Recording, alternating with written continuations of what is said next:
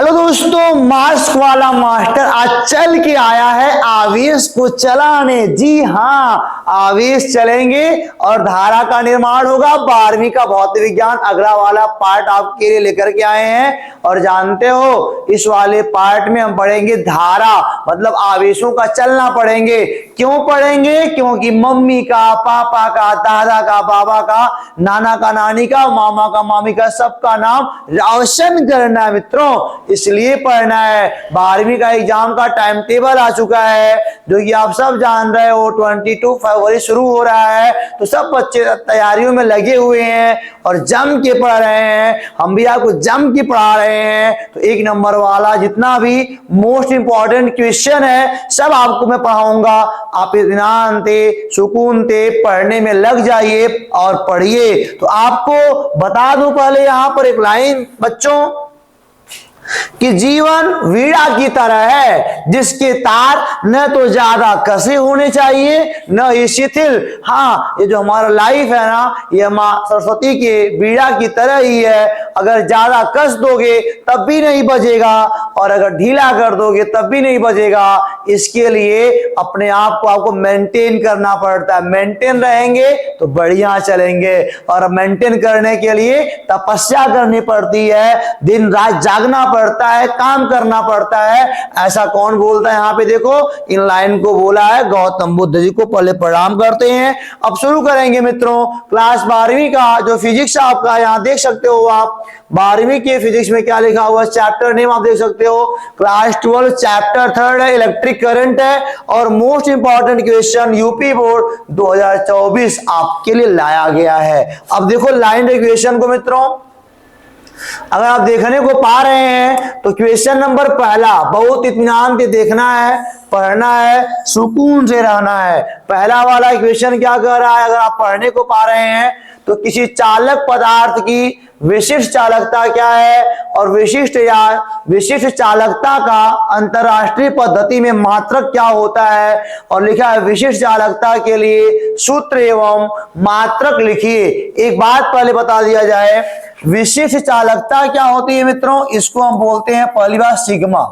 क्या बोलते हैं? सिग्मा बोलते हैं। और जानते हो सिग्मा बराबर क्या होता है? 1/ρ होता है। यानी कि विशिष्ट प्रतिरोध के व्युत्क्रम को बोलते हैं विशिष्ट चालकता। विशिष्ट प्रतिरोध के व्युत्क्रम को क्या बोलते हैं? विशिष्ट चालकता बोलते हैं। ये आपका हो गया परिभाषा। चलिए अच्छा, सूत्र भी आपका हो गया, कोई बात नहीं। और जानते हो मात्रक पूछ रहा है, तो आप जानते हो ना, इस रो का मात्रक क्या होता है? ओम मीटर होता है। 1/ओम मीटर हो जाएगा। तो जब ऊपर जाएगा ना तो क्या बन जाएगा? ओम -1, ओम -1 और क्या मीटर -1। अच्छा, इसका मात्रक एक इसका मात्रक हो गया, आपके सिग्मा का मात्रक हो गया मित्रों। और हाँ, एक कहां से इसका मात्रक निकाला गया? हम जानते हैं रो बराबर क्या होता है, बोलो, R/A/L होता है ना जी। और जानते हैं इसका होता है, R का ओम होता है, एरिया का मीटर स्क्वायर होता है, लंबाई का मीटर, मीटर कट जाएगा तो बचेगा ओम मीटर। तो पहला वाला सवाल आपका बिल्कुल लग गया। आप जल्दी से करके आ जाइएगा, नंबर पाएंगे मित्रों आप। सवाल नंबर दूसरा क्या लिखा है? धारा घनत्व विशिष्ट चालकता, यानी कि जे और क्या सिग्मा तथा वैद्युत क्षेत्र के बीच परस्पर संबंध लिखिए। और ई के बीच आपको क्या लिखना है मित्रों? संबंध लिखना है। तो बेसिकली क्या होता है? ई बराबर होता है सिग्मा नहीं, J/, ऐसे नहीं होता मित्रों। ये तो थोड़ा मोड़ा डिस्टर्ब हो रहा है क्या यार? नहीं यार, डिस्टर्ब नहीं होना है, ये ऐसे होता है। क्या होता है बोलिए? ये होता है आपका सिग्मा बराबर होता है J/E होता है, ठीक है ना। अब तुम बोलोगे सर कैसे होता है, मैं बता रहा। तो जानते हो, आप सब जानते हो रो बराबर क्या होता है? R इंटू आपका A/L होता है। दोनों पक्षों का उल्टा कर देंगे तो 1/ρ इक्वल टू क्या हो जाएगा बोलिए? ये बन जाएगा L/R इंटू A आ जाएगा। कोई बात नहीं है, मैंने कहा इसमें I का गुणा ऊपर कर दो, नीचे भाग कर दो, तो A हो जाएगा आपका सिग्मा बन जाएगा, सिग्मा बराबर। अच्छा बोलो I/A क्या होता है आपका? J बन जाएगा, J बन जाएगा, कोई बात नहीं। और यहाँ पे देखो R इंटू I, V बराबर I, अरे वोल्टेज है, वोल्टेज बन गया ना। तो L/, ऊपर तो L है, नीचे V वोल्टेज बन जाएगा। और L/V क्या होगा? आप सब जानते हो क्या? E बराबर V/L होता है। तो अगर मान लो उल्टा कर देंगे तो क्या आएगा, ये आएगा 1 अपान ई इक्वल टू क्या एल बाई वी आएगा।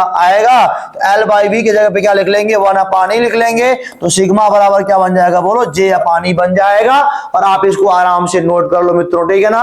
ये वाला आपको समझ में अच्छे से आ गया ना। मुस्कुरा के पढ़ो, दम लगा के पढ़ो, जी जान से पढ़ो। सवाल नंबर तीसरे पे आते हैं मित्रों। सवाल नंबर तीसरा क्या बोलता है, स्क्रीनशॉट ले लिया करो जब मैं हटूं तो, ना हटूं तो बोल दिया करो सर हट जाओ ना। तो यहां देखो भाई, सवाल नंबर तीसरा क्या बोलता है, तांबे की एक तार जिसकी अनुप्रस्थ काट 2 गुणे 10 पे घात -6 मीटर स्क्वायर, एरिया का मान क्या दिया है 2 गुना 10 पे घात -6 मीटर का स्क्वायर दिया मित्रों, में 3.2 एम्पियर धारा प्रवाहित हो रही है। आई का मान दिया है मित्रों 3.2 एम्पियर दिया है। और कह ये रहा है कि तार में प्रवाहित धारा घनत्व यानी कि जे बराबर क्या होता है, आई बाई ये एकांक एरिया में बहने वाली धारा का मान होता है। तो आई 3.2 है और एरिया का मान 2 गुणा 10 पे घात -6 है। ये कटेगा तो कितना आएगा 1.6 मल्टीप्लाई बाई 10 पावर प्लस 6 आएगा। और जानते हो मात्रा क्या आएगा, ampere per metre square, ampere per metre square इसका मात्रक आएगा मित्रों। सवाल नंबर तीसरा भी आप कर लेंगे, आप ले लो आराम से स्क्रीनशॉट ले लो, मैं हट गया हूं, ठीक है ना। अब चलते हैं सवाल नंबर चौथे पर मित्रों। सवाल नंबर चौथा क्या बोलता है यार, कोई बात नहीं, सब आसान है, कठिन नहीं है। इलेक्ट्रॉनों के शांति काल पर तापक्रम के प्रभाव की व्याख्या कीजिए। पहली बात तो मित्रों 1 नंबर का सवाल है, तो व्याख्या क्या करना है यार, एक लाइन में लिख के खत्म करना है। तो जानते हो ये मान लो चालक पदार्थ है, अगर यहाँ पे इलेक्ट्रॉन है ना जी, अगर आप क्या करो तापमान को बढ़ा दोगे तो जल्दी लड़ेंगे यार, और जल्दी लड़ेंगे तो शांति काल कम हो जाएगा। तो तापमान के बढ़ने से चालकों में शांति काल का मान घट जाता है। आप कॉपी पे लिख लो, शांति काल का मान घट जाता है, क्योंकि जब ऊर्जा पाएंगे तो जल्दी लड़ेंगे, तेज चलेंगे, जल्दी लड़ेंगे, और जितना कम टाइम लेंगे वही शांति काल होता है, तो शांति काल कम हो जाएगा। अगला वाला है मित्रों आपका सवाल नंबर 5वां, धातुओं में मुक्त इलेक्ट्रॉनों के अपवाह आवेग एवं शांति काल में संबंध लिखिए और प्रयुक्त संकेतों का अर्थ लिखिए। तो भाई साहब क्या होता है, वीडी बराबर अपवाह आवेग, वीडी बराबर क्या होता है, ईवी अपान ml इंटू होता है टाउ। अब यहाँ पे क्या टाउ माने क्या होता है, टाउ माने शांति काल होता है, वीडी अपवाह आवेग है, ई आपके इलेक्ट्रॉन का आवेश है, वी आपका वोल्टेज है, और एम आपका मास ऑफ इलेक्ट्रॉन है, एल आपके चालक की लंबाई है। तो आपको मालूम होना चाहिए क्या, वीडी बराबर ईवी अपान ml अपान होता है इंटू होता है टाउ एवरेज मित्रों आपका। सवाल नंबर 6 पे आते हैं। अब सवाल नंबर 6 क्या बोलता है मित्रों, एक इलेक्ट्रॉन वृत्ताकार कक्षा में 6 गुणे 10 पे घात 6 चक्कर पर सेकेंड की दर से घूम रहा है, लूप में तुल्य प्रवाहित धारा का मान ज्ञात कीजिए। कोई बात नहीं यार, आपको पढ़ना चाहिए क्या, हमने कह रहा है सवाल नंबर 6 में यहां नोट करता हूं, इस सर्कुलर मोशन क्या हो रहा है, यहाँ पे इलेक्ट्रॉन जो है 6 गुना 10 पे घात 6 चक्कर पर सेकेंड, यानी कि 1 सेकेंड में 6 गुना 10 पे घात 6 चक्कर लगा रहा है। और ये बहुत ही इंपॉर्टेंट सवाल है, या फिर मैं बोलूं इतने इलेक्ट्रॉन 1 चक्कर लगा रहे हैं 1 सेकेंड में, यानी कि 1 सेकेंड में, या बोला जाए 1 सेकेंड में क्या होगा, 6 गुना 10 पे घात 6 इलेक्ट्रॉन 1 चक्कर लगा रहे हैं, है ना। इससे सवाल आपका आसान बन जाएगा, है कि नहीं है। अरे भाई कह रहे हैं 1 इलेक्ट्रॉन इतना चक्कर लगा रहा है, तो हमने कहा इतना इलेक्ट्रॉन 1 चक्कर लगा रहे हैं, n का मान बन जाएगा फटाक से, n बराबर 6 गुणे 6 बन जाएगा। और q बराबर क्या होता है IT, और एक फार्मूला NI भी होता है, NI बराबर IT होता है। तो सवाल कह रहा है लूप में प्रवाहित धारा का मान निकालना है, कोई बात नहीं, I बराबर NI बाई T होता है, n का मान 6 गुना 10 पे घात 6 दिया है, और E का मान 1.6 मल्टीप्लाई बाई 10 पावर -19 दिया है। और जानते हो समय T का मान 1 सेकेंड आपका दिया होगा यहाँ पे, तो 1 सेकेंड का वही निकालना भी है ना जी। तो क्या करना है क्या यार, I का मान निकालने लोगे, कितना है 9.6 मल्टीप्लाई बाई 10 पावर -13 क्या एम्पियर आएगा आपका आंसर। सवाल नंबर 6 मित्रों आपका लग चुका है। अब हम लोग लगाएंगे सवाल नंबर 7वें को। सवाल नंबर 7वां क्या बोलता है, इसको आप सामने स्क्रीन बोर्ड पर देख रहे होगे। 7वां क्या बोलता है मैं दिखा रहा हूं आपको मित्रों। सवाल नंबर 7वां आपका आने जा रहा है। 7वां लिखा सामने है, 0.5 mm त्रिज्या के एक तार में, मैं 7वें को पहले आराम से इत्मीनान से सहूलियत से लाता हूं सामने। कह रहा एक कोई तार है और जो तार की त्रिज्या है ना आर बराबर दिया है 0.5 mm। मीटर में लेके आएंगे 0.5 मल्टीप्लाई बाई 10 पावर -3 मीटर आएगा, या फिर 5 मल्टीप्लाई बाई 10 पावर -4 मीटर आएगा। ठीक है, कोई बात नहीं। यार का मान है, हम जानते हैं एरिया निकालना पड़ेगा, निकाल लेंगे अभी। एक तार में 0.5 एम्पियर और तार में धारा का मान दिया है ना 0.5 एम्पियर का दिया है, कोई बात नहीं। यदि तार में मुक्त इलेक्ट्रॉनों की संख्या दिया है n बराबर 4 गुना 10 पे घात ये पावर 28 है, 28 10 पावर क्या है 28 है मित्रों, 10 पावर 28 दिया है। और क्या मतलब कि पर मीटर क्यूब यानी कि स्मॉल n का मान वही होता है। तो उसके अनुगमन वेग की गणना कीजिए। सब लोग जानते हैं आई बराबर क्या होता है बोलो, VD E&A होता है, कोई बात नहीं सर। तो VD बराबर क्या बन जाएगा, VD बराबर बन जाएगा आपका I/E&A बन जाएगा, कोई बात नहीं। I का मान क्या दिया है 0.5 एम्पियर दिया है, अपान इलेक्ट्रॉन का आवेश क्या होता है 1.6 मल्टीप्लाई बाई 10 पावर -19 कूलम होता है। और n कितना दिया है 4 गुणा 10 घात 28 दिया है मित्रों। और एक बात और दिया है, क्या हुआ है एरिया, ए का मतलब पाई आर स्क्वायर। तो पाई क्या होता है 3.14 और आर स्क्वायर माने कितना होता है बोलो, यही आपके आर का मान है। तो 5 गुणे 10 पे घाते -4 का स्क्वायर कर लेंगे मित्रों।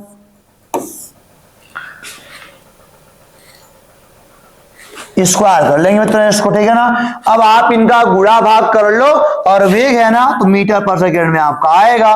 तो फार्मूला मैंने बता दिया और क्या क्या होता बता दिया, आप इसको लगा लो। ये आपका ये क्या बन गया SW बन गया। और समझते हुए आराम से चलिए आगे। अब हम चलने जा रहे हैं लेके आपको सवाल नंबर 8वें पर। और सवाल नंबर 8वां क्या बोलता है मित्रों उसको देखा जाने जा रहा है। सवाल नंबर 8वां बोलता है मित्रों अनओमीय परिपथ से आप क्या समझते हैं, इसका एक उदाहरण दीजिए। या अनोमीय चालक किसे कहते हैं, या फिर गत्यात्मक प्रतिरोध का क्या अर्थ है। मतलब बोला जा रहा है अनओमीय परिपथ के प्रति आप क्या समझते हैं। तो ऐसे परिपथ जो ओम के नियम का पालन नहीं करते, जो V प्रोपोर्शनल टू I का पालन नहीं करते, ऐसे वाला I और V के बीच जो ग्राफ ऐसे सीधा वाला नहीं बनाते हैं वही अनोमी कहलाते हैं। जैसे क्या बल्ब का तंतु हो गया, बल्ब का तंतु जितना गर्म होगा उसके आर कोण उतना बढ़ेगा, परिवर्तन होगा, तो वही क्या बन जाएगा बोलो आपका एग्जाम्पल बन जाएगा। तो यहाँ पे जो ओम के नियम का पालन नहीं करते वो आपका अनोमीय परिपथ कहलाएंगे। और उसके बाद से क्या बोलेंगे एग्जाम्पल है वही बल्ब का तंतु हो जाएगा।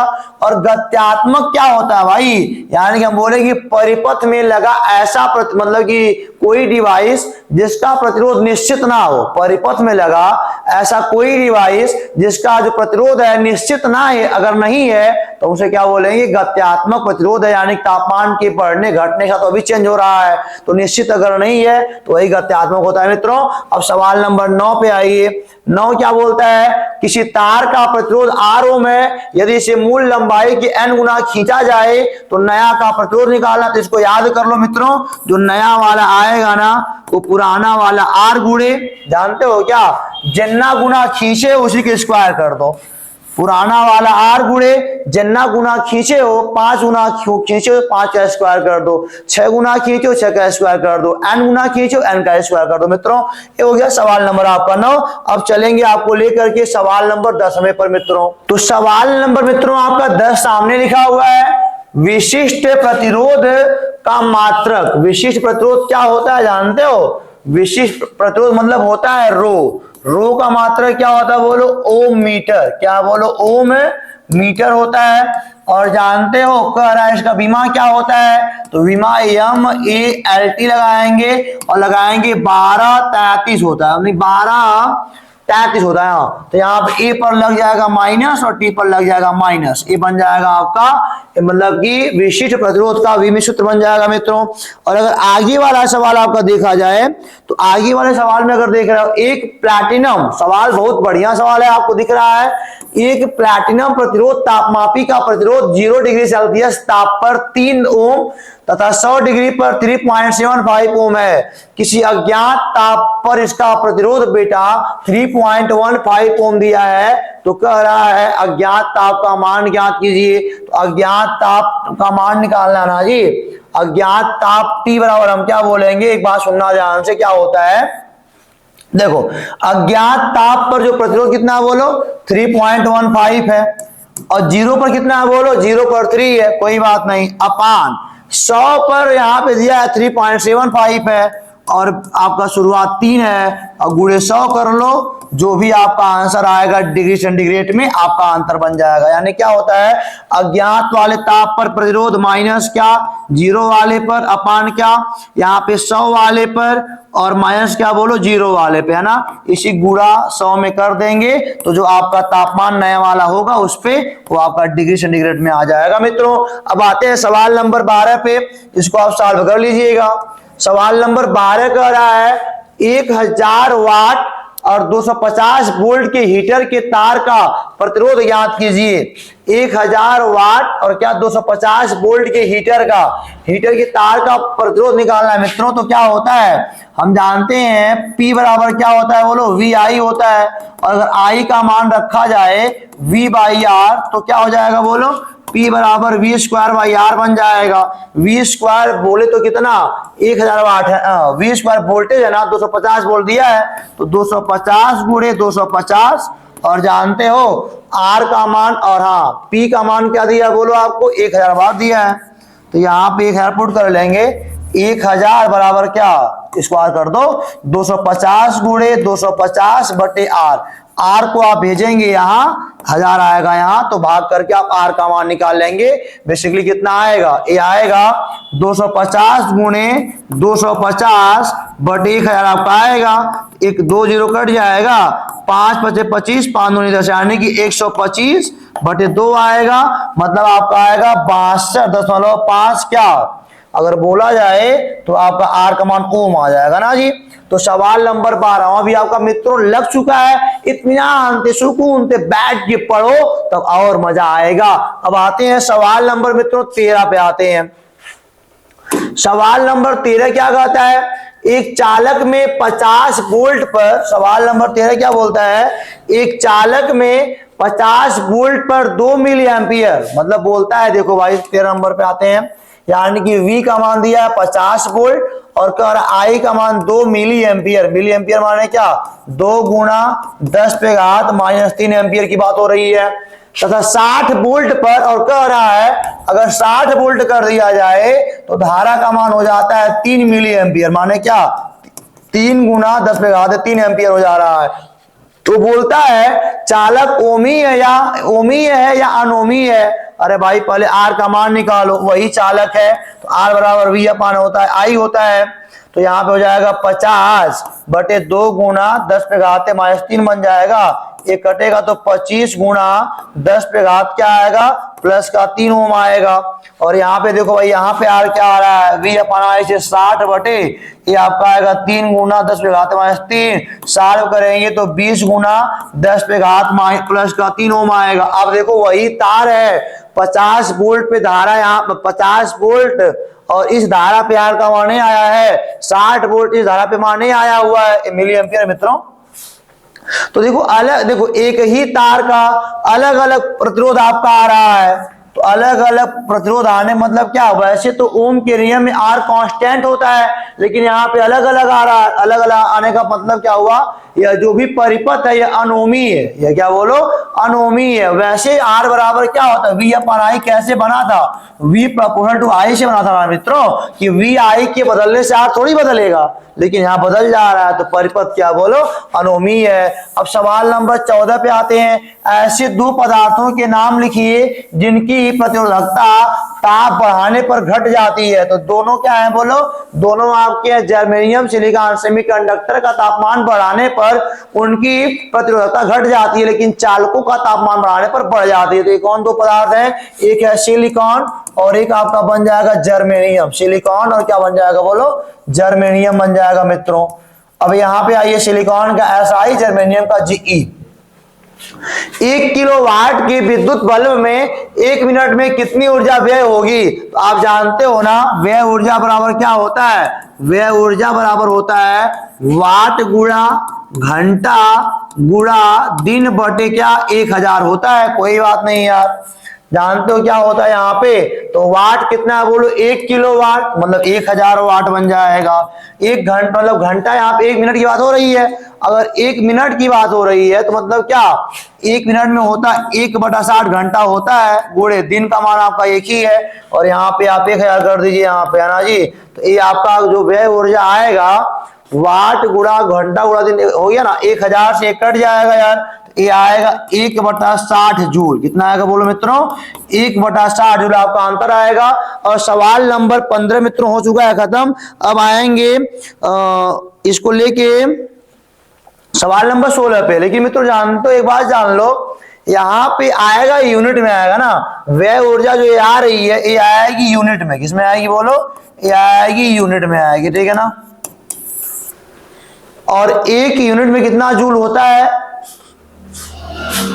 1 यूनिट में कितना जूल होता है मित्रों, 3.6 मल्टीप्लाई बाई 10⁻6 जूल होता है। आप वहां से गुणा कर लेंगे, निकल जाएगा, ठीक है ना।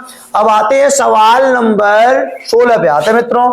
सवाल नंबर 15 तक हमारा हो गया है। सवाल नंबर 16, बोर मत होइएगा, इत्मीनान से पढ़िएगा, आपको बोर्ड टॉप करना है। और हाँ, मम्मी का, पापा का, बाबा का, दादा का, दादी का, नाना का, नानी का, मामा का, मामी का, सबका नाम रोशन भी करना है यार। तो पढ़ना तो पड़ेगा, बिना पढ़े कोई आगे जाने वाला नहीं। पढ़ो, अभी 12वीं में हो, मेहनत से पढ़ो, 12वीं के बाद जो करना होगा करना, लेकिन भी टॉप करो। सर सवाल नंबर 16 कह रहा है मित्रों कि 60 वाट 30 वोल्ट के बल्ब को 90 वोल्ट की सप्लाई पर जलाने के लिए श्रेणी क्रम में जुड़े प्रतिरोध का मान ज्ञात कीजिए। 60 वाट, देखो यह P बराबर क्या दिया है बोलो, 60 वाट दिया है और जानते हो, और दिया है V बराबर 30 वोल्ट दिया है। तो पहले निकालो धारा, क्योंकि P बराबर क्या होता है बोलो, VI होता है।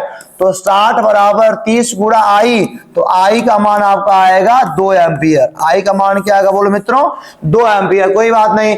और बोलता है 2 एम्पियर हमको धारा चाहिए, धारा का मान 2 एम्पियर कंफर्म चाहिए, 90 वोल्ट लगाओ ना तभी 2 एम्पियर चाहिए। वही तो पूछ रहा है कि श्रेणी क्रम में जुड़े प्रतिरोध का मान क्या लगाया जाए। तो हमने बोला I बराबर क्या होता है बोलो, V/R प्लस R। अरे भाई देखो, R प्लस R डैश कर लो आप।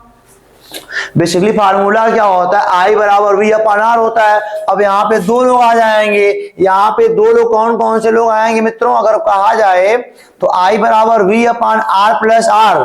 अच्छा एक बात और, यहाँ से R का मान निकाल लेते हो आप। यहाँ से R का मान क्या आएगा, हम बोलेंगे V बराबर IR होता है और V का मान 30 वोल्ट दिया है और I का मान 2 है, तो R का मान आएगा 15 ओम। मतलब कि यहाँ पे 15 ओम का प्रतिरोध लगा हुआ है ना जी, 15 ओम का प्रतिरोध है। और बैटरी कितने की लगी हुई है बोलो, बैटरी लगी आपकी 30 वोल्ट की लगी हुई है। लेकिन कह रहा है अब 90 वोल्ट पे करना है, तो 90 वोल्ट पे धारा हमको वही चाहिए, धारा हमको वही चाहिए, लेकिन 90 वोल्ट करना तो यहाँ को जोड़ना पड़ेगा यार, उसी को हमने R डैश मान लिया है। तो I बराबर 2 एम्पियर चाहिए, V का मान 90 हो गया है, R का मान पुराना वाला आपको 15 दिया, इसी R का मान निकालना है। तो एक कट की कितना आएगा, 45 आएगा। तो गुणा करेंगे तो R का मान कितना आएगा बोलो, 45 माइनस 15, ये आएगा 30 ओम आएगा मित्रों। सवाल ये आपका लग गया, यानी कि सवाल नंबर 16 खत्म हो गया। इसको आप इसी से आराम से ले लो और समझ लो, ऐसे लगाना इसको है। अब चलते हैं सवाल नंबर मित्रों 17 पे।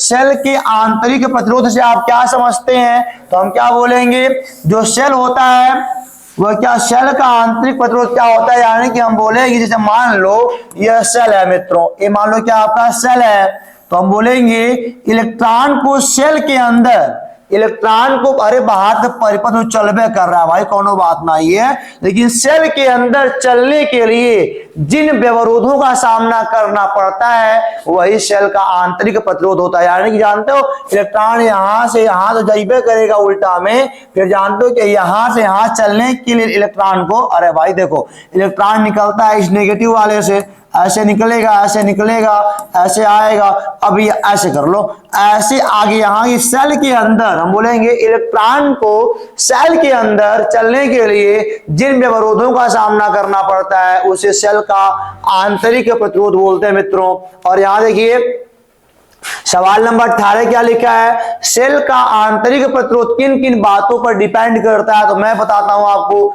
आप ऐसे पहले बना लो, ये मान लो सेल है और यहाँ पे आपके पास है 2 टर्मिनल दिए हुए हैं, ठीक है ना मित्रों, और यहाँ पे क्या इलेक्ट्रोलाइट भरा हुआ है यानी कि वैद्युत अपघट्ट भरे हुए हैं मित्रों। अब कह रहा है किन किन बातों पर निर्भर करता है, तो यानी हम बोलेंगे इलेक्ट्रोडों के बीच की दूरी पर, यानी जो आंतरिक प्रतिरोध है मित्रों वह इलेक्ट्रोडों के बीच की दूरी की होता है प्रोपोर्शनल। अगर दूरी ज्यादा होगी तो आर का मान ज्यादा होगा, पहली बात तो ये हो गई। दूसरा हो गया आपका इलेक्ट्रोडों के एरिया पर, जो भाग इनका डूबा हुआ है इनके एरिया पर डिपेंड करता है, यानी कैसे are proportional to 1 by area, यानी कि बोलेंगे जो आपका आंतरिक वाला प्रतिरोध है वो इनवर्सली प्रोपोर्शनल एरिया आ गया, एरिया ज्यादा होगा आर का मान कम हो जाएगा। और तीसरा क्या है, वैद्युत अपघट्ट की सांद्रता के ऊपर डिपेंड करता है, ज्यादा गाढ़ा होगा तो आर का मान बढ़ जाएगा, हल्का होगा तो क्या होगा बोलो कम हो जाएगा आर का मान, इसकी सांद्रता के ऊपर। अगर ये गाढ़ा होगा तो आर का मान बढ़ जाएगा, हल्का होगा तो आर का मान घट जाएगा। तो ये वाला सवाल आपका हो गया मित्रों। अब चलते हैं सवाल नंबर आपको लेकर के 19 पर। सवाल नंबर 19 क्या बोलता है, इसको देखो भाई, बोलता है 19 नंबर सवाल मित्रों, सेल के विद्युत वाहक बल एवं टर्मिनल विभवांतर में अंतर स्पष्ट कीजिए। यानी कि वैद्युत वाहक बल क्या होता है, हम बोलेंगे जब बाजार से नया सेल लेके आते हैं ना और सेल से कोई करंट अगर नहीं फ्लो हो रहा है, हम बोलेंगे अगर सेल से कोई करंट नहीं फ्लो हो रहा है तो सेल के टर्मिनल के क्रॉस जो पोटेंशियल डिफरेंस है वही क्या बनता है, वही होता है विद्युत वाहक बल होता है, ईएमएफ होता है। और हम बोलेंगे अगर सेल से मान लो कोई डिवाइस जुड़ा हुआ है, अगर सेल से कोई डिवाइस जुड़े हुए हैं तो अंदर का छोड़ दो, बाहर जितना वोल्ट खाया जा रहा है उसी को हम बोलते हैं टर्मिनल विभवांतर बोलते हैं। अगर सेल से कोई डिवाइस नहीं जुड़ा है, सेल से धारा नहीं बहाई जा रही है तो सेल का जो मतलब दोनों टर्मिनल के क्रॉस पोटेंशियल डिफरेंस आएगा उसी का नाम विद्युत वाहक बल होता है। लेकिन मान लो सेल से अगर डिवाइस लगे हैं तो बाहर के डिवाइस इतना वोल्ट खा रहे हैं ना, इनके आर को छोड़ करके, है ना जी, जितना बाहर खाया जा रहा है वो सभी किस में आएगा बोलो, टर्मिनल वाले विभवांतर में आएगा। आप देखिए सवाल नंबर 20 मित्रों, कह रहा है दिए गए वैद्युत परिपथ की सहायता से वोल्ट मीटर का पाठ्यांक ज्ञात कीजिए। तो यहाँ पे परिपथ शायद नहीं बनाया गया है, मैं आपके लिए परिपथ का निर्माण करने जा रहा हूं मित्रों। परिपथ दिया है आपका ऐसे, सवाल नंबर 20 वाला है ए, यहाँ पे वोल्ट मीटर लगा हुआ है, छोटा सवाल है यार परेशान ना हो, और यहाँ पे लगा है आपका R1 का मान आंतरिक वाला है, ये दिया है 2 ओम, और यहाँ पे E1 का मान दिया है क्या 18 वोल्ट दिया है। और यहाँ पे आइए ये देखो प्लस वाले से प्लस जुड़ा हुआ है ध्यान देना, और E2 का मान दिया है 12 वोल्ट, और यहाँ पे ये दिया है आपका आंतरिक वाला इसका जो ये R2 का मान 1 ओम दिया है, ठीक है ना। तो करना क्या है, आपको इसका बताना है पाठ्यांक क्या हो, कोई बात नहीं पर इनको सॉल्व कर लो यार। अच्छा ध्यान दो, अगर हम बोले ई नेट कितना आएगा, ई नेट क्या आएगा, तो प्लस वाले से प्लस वाला, निगेटिव से निगेटिव वाला जुड़ा हुआ तो 18 माइनस 12 ये आपका आएगा 6 वोल्ट आएगा।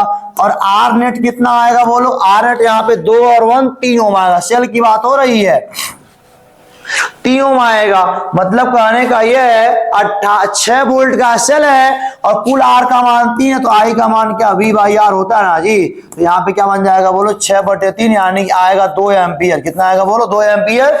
अब आप इसका स्क्रीनशॉट ले लो, मैं इसको मिटाऊंगा, हमारा काम तो हो गया ना, हमारे पूरे परिपथ में आई का मान आ चुका है ना जी।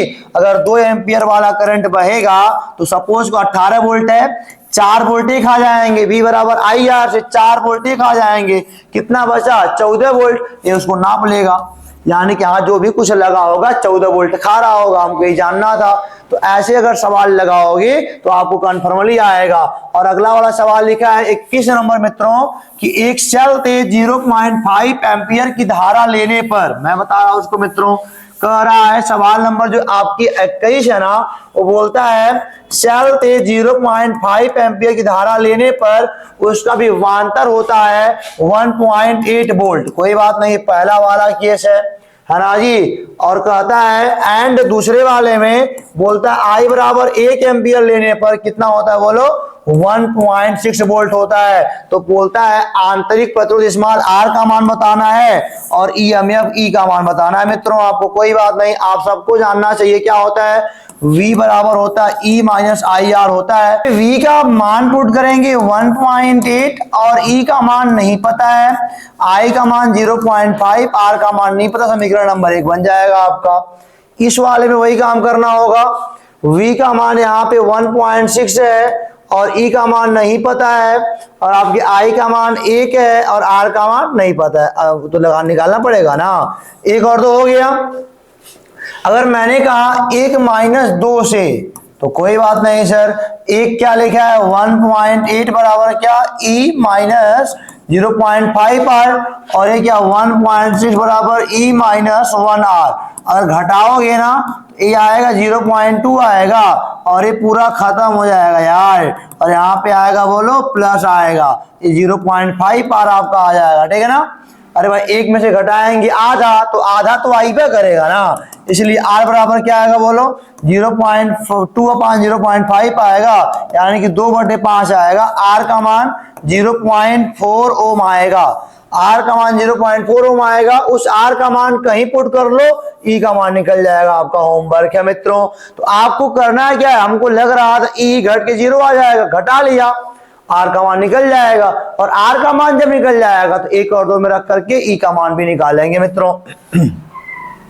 अब चलते हैं सवाल नंबर 22वें पर। सवाल नंबर 22वां क्या बोलता है, 22वां कह रहा है निम्न चित्र में धारा का मान ज्ञात कीजिए। भाई देखो चित्र हमारे पास नहीं है, गलती से हो भी नहीं पाया है और मेरे पास है भी नहीं, वहां पे कई सारे मतलब वो निकले हुए थे। हमको इतना याद है कि आप जानना चाहिए आपको किरचॉफ का मतलब पहला वाला नियम कि किसी जंक्शन पर आने वाली धारा बराबर जाने वाली धारा। अब सवाल नंबर आते हैं 23, किरचॉफ का धारा का नियम लिखिए। वही देखो सवाल आ भी गया, KCL किरचॉफ करंट लॉ। तो हम बोलेंगे दिष्ट धारा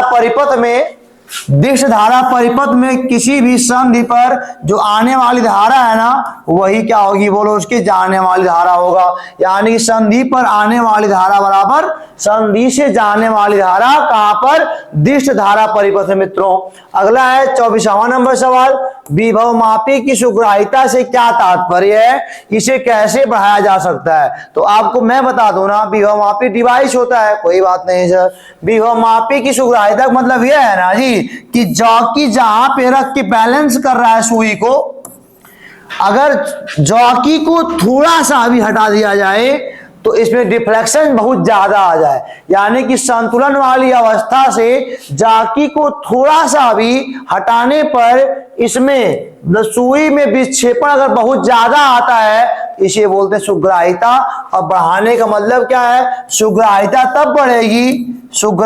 तब बढ़ेगी मित्रों, जानते हो कब बढ़ेगी, जब विभव प्रवणता K का मान कम हो जाएगा।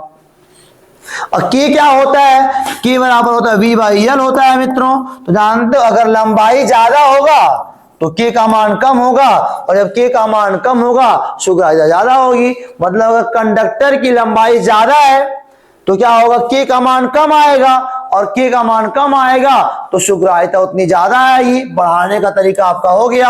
अब दोस्तों चलते हैं सवाल नंबर 25 पर। सवाल नंबर 25 क्या बोलता है, आपके सामने आ रहा है सवाल नंबर 25 लिखा है किसी विभवमापी में 0.0182, 25 नंबर सवाल दिया है, वोल्ट दिया है ना, V बराबर 1.0182 वोल्ट दिया है और कह रहा है विद्युत वाहक बल है कि सेल के लिए संतुलन बिंदु 0. देखो भाई संतुलन बिंदु यानी कि लंबाई L दिया है 339.4 सेंटीमीटर।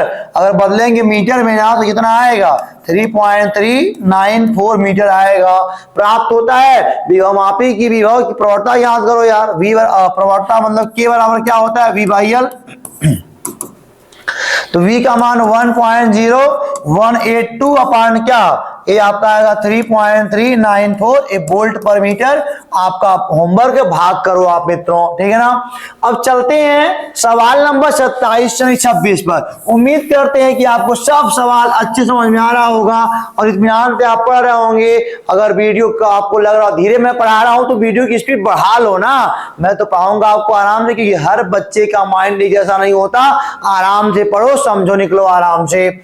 सवाल नंबर 26 क्या मित्रों कह रहा है, 12 वोल्ट विद्युत वाहक बल तथा, देखो ईएमएफ का मान दिया 12 वोल्ट कह रहा है, तथा 3 ओम आंतरिक प्रतिरोध आर का मान दिया है 3 ओम मित्रों। बैटरी को किसी प्रतिरोधक से संयोजित किया गया है, यदि परिपथ में I बराबर 0.5 एम्पियर की धारा बह रही है तो जुड़े प्रतिरोध R का मान आपको बताना है। तो हमने क्या पढ़ा है मित्रों, हमने पढ़ा है क्या, V बराबर क्या पढ़ा है, E माइनस आई आर पढ़ा है यार। V बराबर क्या पढ़ा है बोलो, V बराबर E माइनस आई आर हमने पढ़ा है। लेकिन आपसे पूछ रहा है इस कैपिटल R का मान, जो कि यहाँ पे है ही नहीं यार। कोई बात नहीं, वो उसको भी निकालेंगे, पहले वोल्टेज निकाल लो ना। वोल्टेज कितना आएगा, E का मान 12 दिया है, I का मान आपका दिया है 0.5 और R का मान क्या दिया है बोलो, 3 ओम दिया है। ये आपका आएगा V बराबर 12 माइनस 1.5, ये आएगा आपका 10.5 वोल्ट का आएगा। कितना आएगा बोलो मित्रों, 10.5 का आएगा। मिला लो एक बार फिर से भाई, E बराबर 12 दिया है, I का मान 0.5 दिया, R का मान 3 दिया ना जी, हाँ ठीक है। आपका 10.5 आएगा। तो आप क्या पढ़े हो, V बराबर क्या पढ़े हो बोलो, आप पढ़े हो V बराबर I और R होता है यार। तो V का मान कितना दिया है बोलो, V का मान आपका दिया 10.5 वोल्ट और I का मान क्या दिया है 0.3 दिया है और R का मान निकालना है। तो R बराबर कितना आएगा 10.5 अपान 0.5 आएगा, 105/5 आएगा। यानी कि R बराबर आपका जो आएगा 21 ओम आएगा। सवाल नंबर आपका इसका आंसर बन गया। मैं दोस्तों इस सवाल को पहले मिला लूं कि सवाल कहीं गलती ना है। कोई बात नहीं, सवाल बिल्कुल सही मित्रों आपका। ये आपका हो जाएगा R का मान 21 ओम आएगा, ठीक है ना। तो पहले समझो पहले बात को, ये आंतरिक वाला है, मतलब कि R का मान पूछ रहा है, R का मान और मतलब इस वाले विभवांतर यानी कि टर्मिनल वाले पूछ रहा है मित्रों, ठीक है ना जी। और जानते हो विभव 2 प्रकार का होता है, एक सेल का ईएमएफ होता है, एक सेल के बाहर जो डिवाइस खाते हैं वो बनता है टर्मिनल विभवांतर बनता है, और टीवी बोलते हैं उसको आप। वही वाला पूछ रहा है कि वो जो मतलब बाहर वाला डिवाइस है उसके आर का मान क्या है। तो बाहर इतना वोल्ट खाया जा रहा है और धारा जो बह रही है सर्किट के अंदर वही निकालेगी इसको यार। तो सवाल नंबर जो आपका 26 है ना लग गया। और अगला है आवेश की गतिशीलता से आप क्या समझते हैं मित्रों। सवाल में देखता हूं पहले आवेश की गतिशीलता से आप क्या समझते हैं, तो आपको बता दिया जाए ना। इसका होता है म्यू होता है, तो जानते हो क्या होता है आप कहो, मतलब इलेक्ट्रॉनों के अपवाह आवेग तथा दिए गए वैद्युत क्षेत्र के अनुपात को आवेश की गतिशीलता कहते हैं। मैंने क्या बोला, किसी कंडक्टर में इलेक्ट्रॉनों के अपवाह आवेग तथा दिए गए वैद्युत क्षेत्र के अनुपात को हम क्या बोलते हैं, गतिशीलता बोलते हैं। सवाल नंबर 27 खत्म होता है। अब आते हैं सवाल नंबर 28 के ऊपर। सवाल नंबर 28 क्या बोलता है मित्रों, कह रहा है कम विभवांतर तथा धात्विक चालक एवं टार्च बल्ब के लिए विभवांतर और धारा के बीच ग्राफ। कम विभवांतर पर धात्विक चालक एवं टॉर्च के बल्ब, टॉर्च जो बैटरी का है यार, वो कितना क्या करना है, ये ओमीय परिपथ होता है, ध्यान देना है। क्या होता है बोलो, ओमीय परिपथ होता है। और अगर ओमीय परिपथ है तो जानते हो ना ये लाइन सीधी जाएगी, ठीक है ना। ये ओमीय परिपथ है। धात्विक चालक एवं टॉर्च का जो बल्ब है ना ओमीय परिपथ है, ओम के नियम को फॉलो करेगा। V प्रोपोर्शनल टू I होता है, आपका बन जाएगा। 29 नंबर पे आइए। एक सेल का विद्युत वाहक बल 2 वोल्ट है, इस कथन का क्या अर्थ है, तो हम जानते हैं E बराबर क्या होता है, वो 2 वोल्ट दिया है। वोल्ट का एक नाम और है क्या, 2 जूल पर कूलाम। मतलब क्या होता है, अगर मान लो सर्किट में डिवाइस जोड़ दिया जाए तो पर कूलाम आवेश को 2 जूल एनर्जी देगा। अगर 2 वोल्ट ईएमएफ है तो पर कूलम आवेश को 2 जूल की एनर्जी प्रोवाइड कराएगा। ये सवाल नंबर आपका हो गया 29। अब चलते हैं सवाल नंबर मित्रों लेके आपको 30 पर। सवाल नंबर 30 क्या कहता है आपको यह दिखाते हैं। एक 1.5 वोल्ट विद्युत वाहक बल तथा, एक सेकेंड यहां पे दिया, हाँ, तथा आंतरिक प्रतिरोध 0.1 ओम सेल को ओम है, मतलब बोलता है यार, सवाल नंबर 30 लगाया रहा है। 1.5 वोल्ट विद्युत वाहक बल, ई का मान क्या दिया है 1.5 वोल्ट दिया है, वाले सेल का आंतरिक प्रतिरोध स्मॉल आर का मान 0.1 ओम दिया है मित्रों। सेल को 2.9 ओम के बाह्य प्रतिरोध से जोड़ा गया है, यानी कि कैपिटल आर का मान क्या दिया है 2.9 ओम दिया है। जोड़ा जाता है, जोड़ने पर सेल के सिरों पर, यानी कि बाहर वाला पूछ रहा है, पहले आई निकाल लो यार। हम क्या पढ़े, V बराबर क्या होता है बोलो, E माइनस आई आर होता है, कोई बात नहीं है यार। तो जानते हो V बराबर क्या है, E कितना दिया आपका 1.5 वोल्ट दिया है। ये जो E का मान है ना वो आपका दिया है कितना बोलो 1.5 दिया है।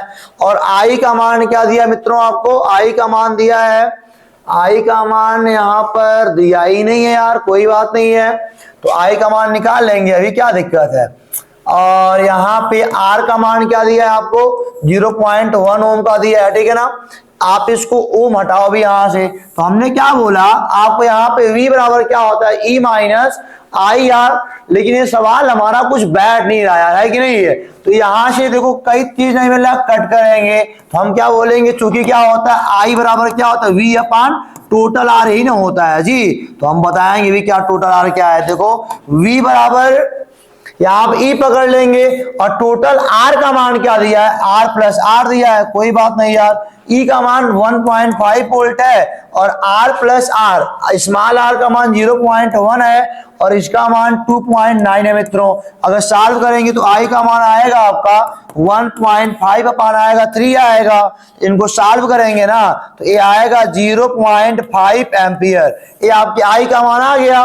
तो V बराबर क्या होता है बोलो I इंटू आर होता है। तो कभी कभी जानते हो सवाल क्या होता है 0.5 और R का मान 2.9 पुट कर लेंगे, जितना आएगा आपका वोल्ट बन जाएगा। तो कभी कभी सवाल आप लगाते हो तो जब भी गलती होती है तुम्हारे पकड़ में आ जाता है, हाँ कहाँ गलती कर रहे हो, तो सवाल को बना भी लेंगे यार, क्या दिक्कत है, गलती है तो बनाना हमको आता है। इस सवाल को जल्दी नोट करो आप। अब चलते हैं आपको लेकर के सवाल नंबर 31 पर मित्रों। सवाल नंबर 31 कह रहा है